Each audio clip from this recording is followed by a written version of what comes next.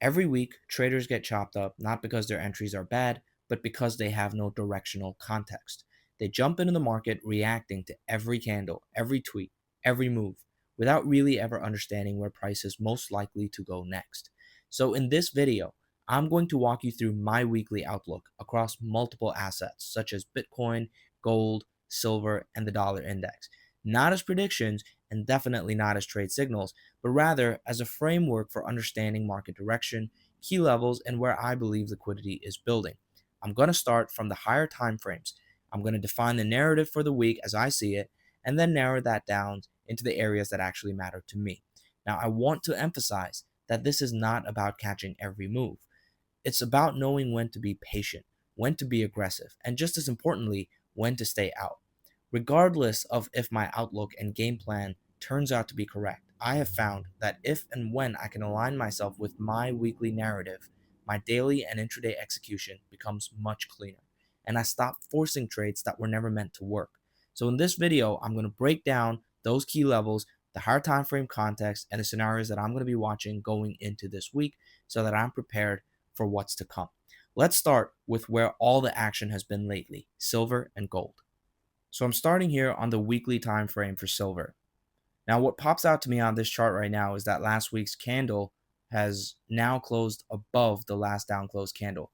To me, I see that as an order block and a point of entry should price wick down there this coming week. Now, given how high silver has climbed and how fast it has rallied, one might wonder if that's possible. So I'm going to go down to the 4-hour time frame here and notice that price action got really choppy for most of Thursday and Friday last week. But we do have these equal lows over here, and we've also got kind of these relative equal highs up here. Now, in my experience, when we've got a range like this with liquidity on both ends, the first move is often a manipulation before the real move.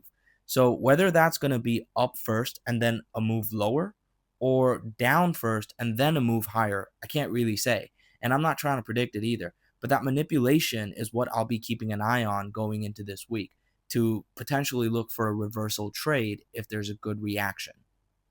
To be honest, gold has also been mostly in a similar spot, right? There's been a range here. It's been incredibly choppy and not worth trading for most of Thursday and Friday, at least for me. We did get a much longer wick here, though. Silver did not wick down this low, but we do still have equal highs and also this gap down here, which I believe there's a decent chance of filling out if we get a sweep of the highs first and then a rejection. So that's actually the trade that I'm watching for gold.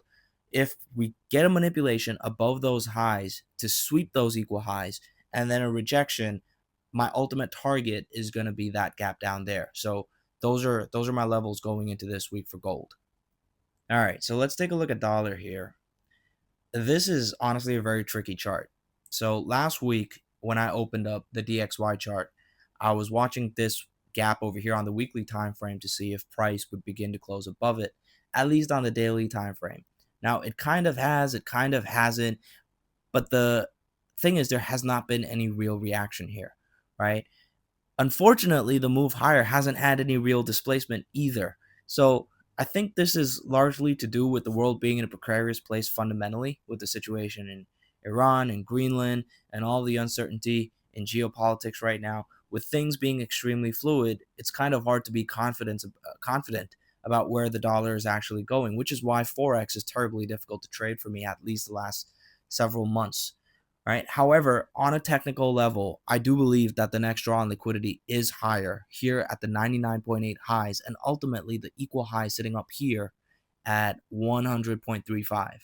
Right. Overall, even though my draw for the current weeks is higher because of the liquidity that I just mentioned, I am bearish on dollar, both technically and fundamentally in the long term. 2025 was the candle closed in a really bearish manner, and with interest rates probably likely to be lowered, I think that the dollar index is going to fall on a longer time frame.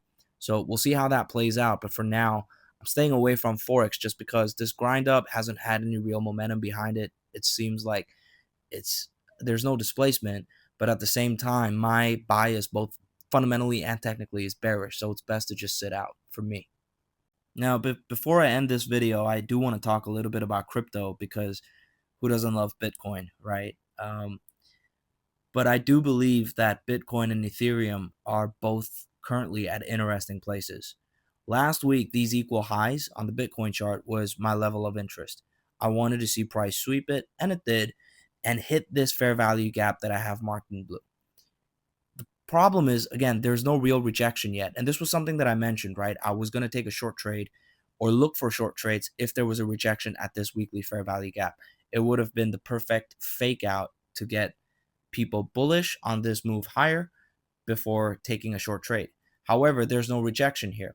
And instead, we're now holding this level, the previous swing highs, as support.